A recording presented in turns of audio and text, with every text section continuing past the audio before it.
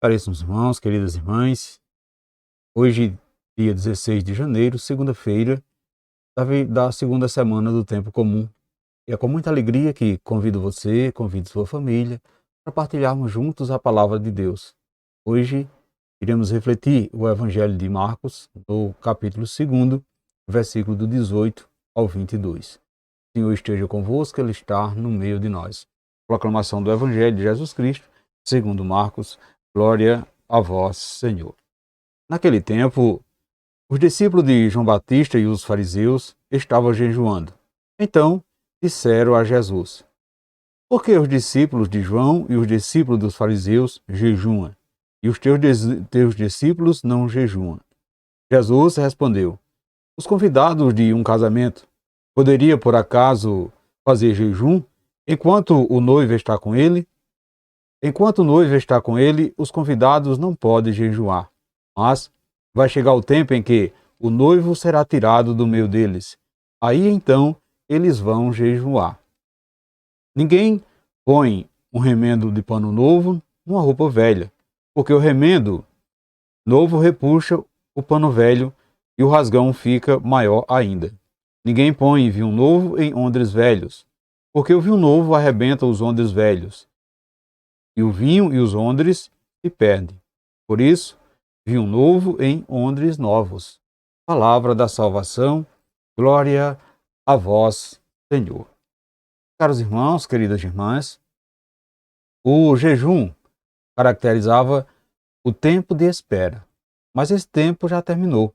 Chegou a hora da festa do casamento, isto é, da nova e alegre relação entre Deus e os homens.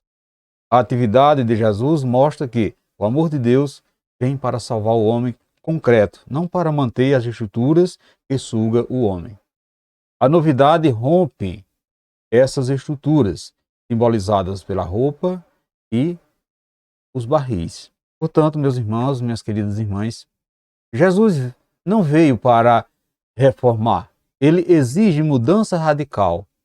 A intransigência dos fariseus quanto à prática de jejum foi firmemente rejeitada por Jesus.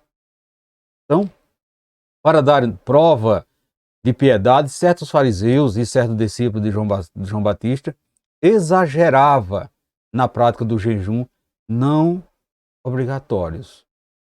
E se admirava porque os discípulos de Jesus não faziam o mesmo. Então, o jejum tem uma fonte, ou seja, tem uma forte conotação de penitência, de recolhimento, sobretudo de interiorização.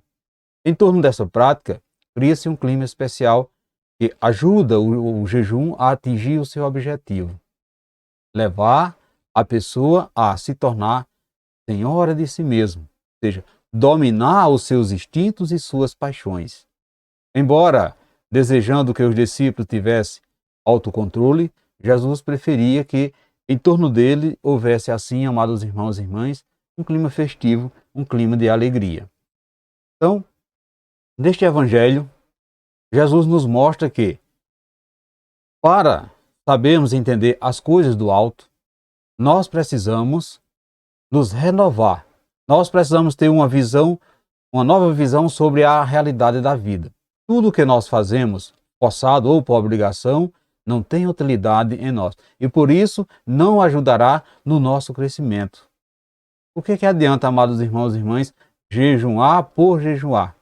O que adianta fazer sacrifício se o coração não acompanha a ação? Portanto, precisamos dar um sentido às nossas ações para sermos sinceros no que realizamos. O homem de mentalidade mundana não entende as coisas do Espírito. O remendo novo em pano velho vai rasgá-lo. O vinho novo em odres velhos vai rompê-lo. Para acolher o novo, nós precisamos de nova mentalidade, precisamos de abertura interior, a fim de que aconteça em nós a purificação necessária que acontece em nós. A purificação vai nos tornarmos, assim, pessoas renovadas, pessoas dispostas a assumir uma vida completamente diferente. Portanto, meus irmãos e minhas irmãs, qual o sentido que você dá ao jejum? Com que finalidade você jejuma? Como você se sente na prática do jejum? As coisas que você tem feito para o reino de Deus, você tem feito por amor ou por obrigação?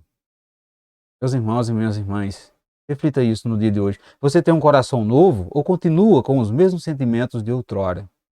Faça essa reflexão nesse dia de hoje, para que possamos assim interiorizar e colocar a palavra de Deus em nosso coração. Então peçamos ao Pai, a presença de Jesus na nossa história seja motivo de grande alegria, e que a nossa alegria consista em construir um mundo de amor, um mundo de fraternidade, como o próprio Jesus assim nos ensinou. Louvado seja o nosso Senhor Jesus Cristo, para sempre seja louvado. Caros irmãos, queridas irmãs, desejo a todos vocês uma santa e abençoada segunda-feira, e que desça sobre todos vós, sobre vocês, sobre sua família, a bênção desse Deus que é todo-poderoso, Ele que é Pai, Filho e Espírito Santo. Amém. Fiquemos e permanecemos sempre, sempre nessa paz que vem de Cristo, que é o nosso Salvador, agora e sempre.